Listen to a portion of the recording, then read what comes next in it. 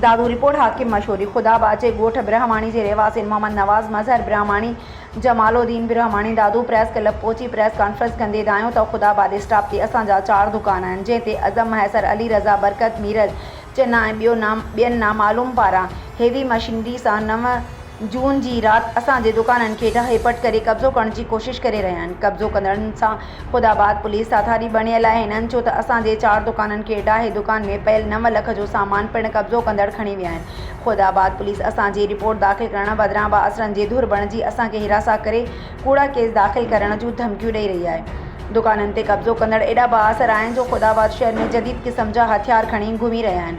असांजे दुकाननि ते कब्ज़ो कंदड़नि ते 2023 में पिणु खुदाबाद थाणे ते कब्ज़े जो केस दाख़िल थियल आहे ऐं संदनि मथां 2018 में क़तल जो केस पिणु दाख़िल थियल आहे।